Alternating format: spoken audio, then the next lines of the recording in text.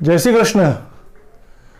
दर्शकों, हमने कई बार सुना है कि ऐसा करने से धन प्राप्ति होती है, ऐसे शकुन मिलने से धन प्राप्ति होती है। आज हम चर्चा करते हैं कि हमारे द्वारा ऐसा कौन से काम हो जाते हैं जिसके द्वारा हमें धन प्राप्ति में या हमारे घर में नकारात्मक ऊर्जा का प्रभाव बढ़ जाता है, धन प्राप्ति की या धनागम की साधनों की कमी हो जाती है, या फिर बार बार कठिनाई या परेशानी बार बार जीवन में आती है। तो क्या कारण रहते हैं इसके? ये और कुछ नहीं, हमारे आसपास हमारे घर में कुछ ऐसी गलतियां हमसे हो जाती हैं जिनके ऊपर हमारा ध्यान नहीं जाता है, लेकिन वो धीरे धीरे हमारी दिनचर्या को या फिर हमारे कार्यक्षेत्र को, हमारी परिवार की घर की होरा को नकारात्मक बनाती जाती है।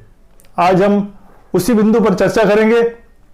सर्वप्रथम बात करते हैं कि घर के अंदर बंद पड़ी घड़ी या कोई इलेक्ट्रॉनिक सामान बंद पड़ा हुआ है, नकारा है, कोई काम का नहीं है, तो वो राहु का दोष देता है।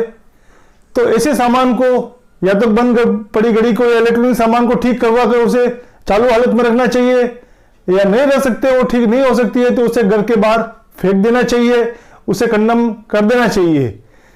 क्योंकि ये जो नकारा चीजें हैं वो हमारे घर में नकारात्मक ऊर्जा का प्रभाव बढ़ाती हैं, हमारे धनागम पर विशेष प्रभाव डालती हैं, उसे रोकती हैं। फिर हम बात करते हैं नल की टूटी से बार बार पानी का टपकना या फिर टंकी से बार बार ओवरफ्लो पानी का होना।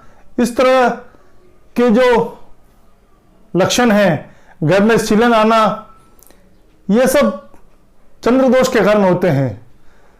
तो इसका भी हमें विशेष रूप से ध्यान रखना चाहिए, क्योंकि अगर घर में पानी का टपकना, सीलन आना, टंकी का ओवरफ्लो होना ये लगातार होता रहता है तो एक नकारात्मक ऊर्जा प्रवाहित होती है, चंद्र दोष लगता है, और इसके कारण घर में विवाद, कलह की स्थिति बार बार उत्पन्न होती है।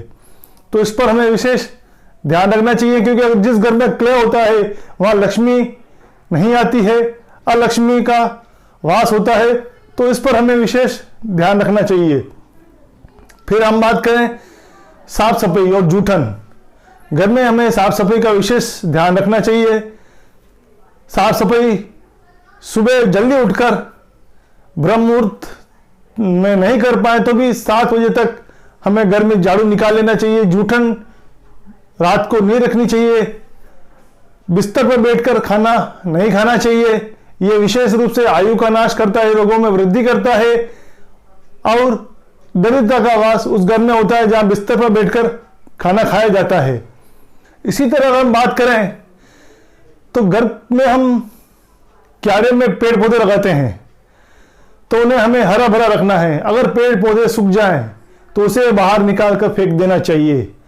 घर के अंदर सूखे हुए पेड़ घर के आंगन में, गमले में नहीं होने चाहिए। ये भी नकारात्मक ऊर्जा प्रवाहित करती है। कई बार हम उस ओर ध्यान नहीं देते हैं, सूखे पौधे ही गमले में लगे रह जाते हैं, उसमें हम पानी नहीं दे पाते हैं, इस कारण वो सूख जाते हैं। तो हमें इस पर विशेष ध्यान देकर सूखे पौधों को हटा देना है वहां से, और हरे पौधे ही रखने हैं, और पौधों को निरंतर पानी देते रहना है, क्योंकि वो भी एक जीव के रूप में, हमारे परिवार के सदस्य के रूप में हमारे घर में साथ हैं, और उनको हम पानी नहीं देंगे, भोजन नहीं देंगे तो वो एक श्राप हम पर लगता है। इस ओर हमें विशेष ध्यान देना चाहिए। इसके साथ घर के अंदर दीपक, आरती, भजन, पूजा अर्चना, ये क्रम नित्य प्रति सुबह और शाम के समय होना चाहिए। इससे सकारात्मक ऊर्जा हमारे घर में प्रवाहित होती है और हमारे घर परिवार में सुख शांति और लक्ष्मी का वास हमेशा बना रहता है। इस पर हमें विशेष ध्यान देना होगा। ये छोटी छोटी बातें जिस पर हम ध्यान नहीं दे पाते हैं और हमारे घर में नकारात्मकता बढ़ती जाती है, दरिद्रता का वास हमारे घर में होने लगता है। तो दोस्तों, ये क्रम इसी रूप से अनवरत रूप से जारी रहेगा। हम कुछ और बिंदुओं के साथ आपके सामने पुनः प्रस्तुत होंगे। जय श्री कृष्ण।